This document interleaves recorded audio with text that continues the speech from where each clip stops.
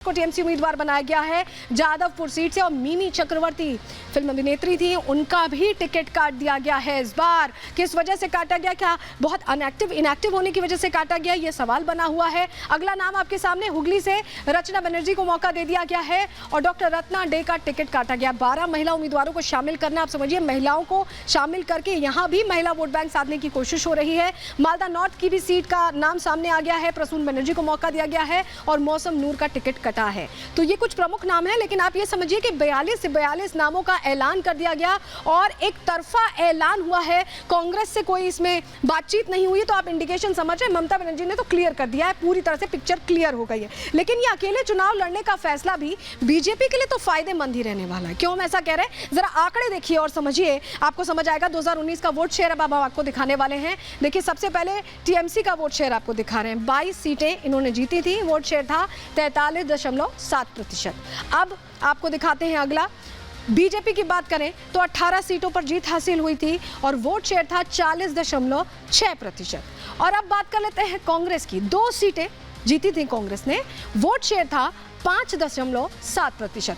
तो जब चुनावी गठबंधन हो रहा था, जब इंडी गठबंधन की बात हो रही थी, तो ऐसा लग रहा था कि जब साथ आएंगे तो वोट प्रतिशत का भी फायदा मिलेगा। लेकिन जो रार थी सीटों को लेकर वो तय नहीं हो पाई और यही वजह है कि अब ऐसा लग रहा है कि वोट्स डिवाइड हो जाएंगे और हो सकता है कि इससे सीधे सीधे भारतीय जनता पार्टी को फायदा हो जाए। प्रधानमंत्री के बहुत धुआंधार दौरे भी रहे हैं, सौगातें भी दी हैं, तो ऐसे में 18 से सीटें कैसे 42 हो, इस पर खास फोकस है और लग रहा है इसमें फायदा मिल सकता है। लेकिन चलिए, यहाँ सिर्फ बंगाल में ही ये आपाधापी, पंजाब में ही आपाधापी नहीं मची हुई है इंडी गठबंधन में, महाराष्ट्र का भी हाल ऐसा ही है। इंडिकेशन कहां से मिला, संकेत कहां से मिला, ये तस्वीर देखिए। ये संजय निरुपम का पोस्ट है जो उन्होंने सोशल मीडिया प्लेटफॉर्म पर शेयर किया है और इस पोस्ट में बहुत गहरी नाराजगी देखने को मिल रही है। क्या नाराजगी है, इस पोस्ट में क्या लिखा है, चलिए आपको जल्दी से वो बता देते हैं आप, क्योंकि आपके लिए ये जानना बहुत जरूरी है कि आखिर इस पोस्ट में क्या लिखा है। संजय निरुपम ने क्या कहा है, कांग्रेस नेता है, उन्होंने क्या लिखा है, चलिए आपको बता रहे हैं, जल्दी से आपके सामने जानकारी रख रहे हैं। देखिए, महाविकास अघाड़ी, आपको याद होगा महाराष्ट्र में सरकार हुआ करती थी, उसमें शिवसेना, यूबीटी और कांग्रेस के बीच अब विवाद खड़ा हो गया। संजय निरुपम के पोस्ट से ये संकेत मिलते हैं। नॉर्थ वेस्ट मुंबई से शिवसेना यूबीटी के अमोल कीर्तिकर प्रत्याशी घोषित कर दिए गए और उसके बाद संजय निरुपम ने नाराज होकर, गुस्से में आकर सोशल मीडिया पर पोस्ट किया। जो पोस्ट था हमने आपको दिखाया था, अब उसकी बड़ी बातें बता रहे हैं। कांग्रेस को नीचा दिखाने की ये हरकत है, उनकी तरफ से कांग्रेस को नीचा दिखाने की हरकत है, ये कहा गया है। किसकी तरफ से, शिवसेना यूबीटी की तरफ से। शिवसेना ने चर्चा के बीच कैंडिडेट घोषित कर दिया। सवाल खड़े कर रहे हैं संजय निरुपम कि अभी तो बातचीत चल रही थी, आपने कैंडिडेट कैसे घोषित कर दिया।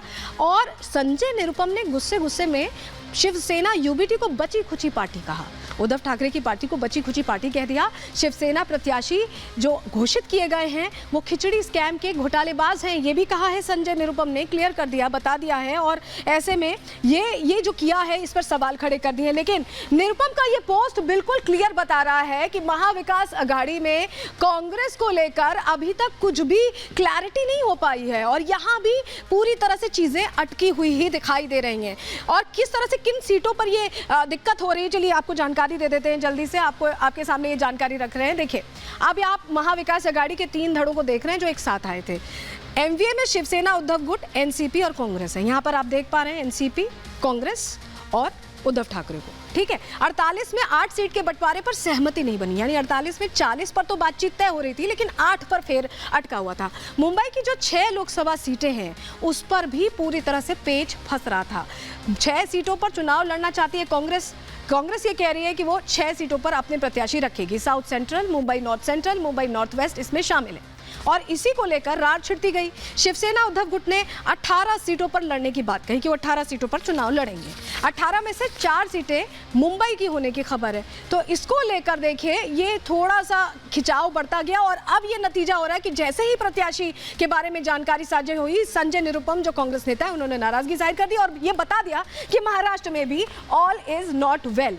लेकिन अभी जो स्थिति है कांग्रेस में, ऐसा लग रहा है कि पतझड़ का मौसम आ गया है। ऐसा लग रहा है कि सारे नेता छोड़ के जा रहे हैं और 24 के चुनाव में ऐसे तो बहुत मुश्किल हो जाएगा। क्यों हम ऐसा कह रहे हैं, जरा देखिए और ये समझिए। ये आप जो देख रहे हैं तस्वीर, ये आपको बहुत अच्छे तरीके से समझाने के लिए, इधर आप देखिए, प्रधानमंत्री नरेंद्र मोदी हैं और अमित शाह हैं। ये वो दो चेहरे हैं जो एनडीए को संभाल के समेट के चल रहे हैं। और देखिए, जो मजबूत तना है वो इन्हीं से बनता है। लेकिन अब यहाँ से लगातार आप देख पा रहे हैं जयंत चौधरी को जो अभी अभी आए हैं, आप देख पा रहे हैं मिलिंद देवड़ा को जो अभी अभी आए हैं। इसके अलावा और भी चेहरे, पद्मजा वेणुगोपाल को देख रहे हैं, वो भी अभी आए हैं। चंद्रबाबू नायडू से भी अभी बात फिक्स हुई है। ये तमाम वो चेहरे, नीतीश कुमार भी अभी आए हैं, राज ठाकरे के साथ भी बातचीत चल रही है, अर्जुन मोढवाडिया भी अभी आए हैं, नवीन पटनायक को लेकर भी बात चल रही है। लेकिन आप इधर देखिए, ये चुनावी पतझड़ का मौसम है। अरविंद केजरीवाल पंजाब में कुछ नहीं कर पा रहे हैं, अखिलेश यादव नाराज ही चल रहे थे, थोड़ी बहुत बातचीत हुई है। सोनिया गांधी जरूर यहां पर हैं लेकिन वो कुछ कर नहीं पा रही हैं, और लालू यादव भी अभी खिसके हुए दिख रहे हैं, और ममता बनर्जी तो आउट ही हो चुकी है। तो ये हालात बने और परिवार बढ़ रहा है, और इसका आफ्टर इफेक्ट कहीं ना कहीं चुनावों में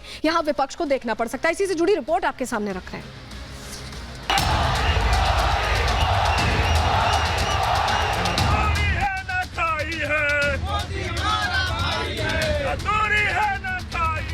देश में 24 चुनाव जैसे जैसे करीब आ रहे हैं, देश का सियासी पारा बढ़ता जा रहा है।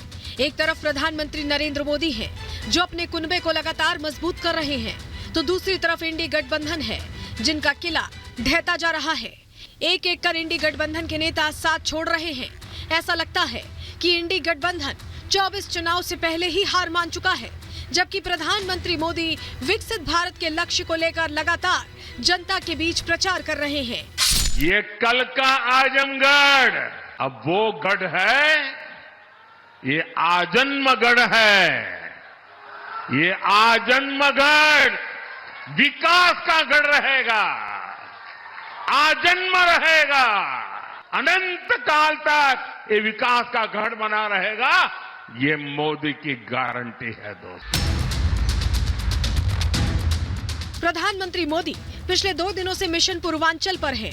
वही पूर्वांचल जहां विकास नहीं, बाहुबल के आधार पर वोट मिलता था। जो जितना बड़ा बाहुबली, वो उतना ही बड़ा नेता। विकास की दृष्टि से पूर्वांचल पिछड़ा और बीमारू माना जाता था। यहाँ अपराधियों का बोलबाला था। वही पूर्वांचल अब विकास की रफ्तार पकड़ चुका है। पूर्वांचल में बड़े बड़े हाईवे और प्रोजेक्ट चल रहे हैं। पिछले 10 सालों में प्रधानमंत्री ने यहाँ की तस्वीर बदल कर रख दी है। साथियों, उत्तर प्रदेश देश की राजनीति भी तय करता है, और उत्तर प्रदेश देश का विकास भी दिशा तय कर रहा है। यूपी में जब से डबल इंजन सरकार आई है, यूपी की तस्वीर और तकदीर दोनों बदले हैं।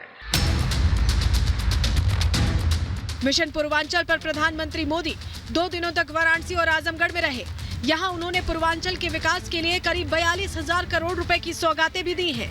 पीएम मोदी ने आजमगढ़ से साफ कर दिया है कि अब पूर्वांचल में बाहुबल और परिवार का एजेंडा नहीं, बल्कि विकास का एजेंडा चलेगा।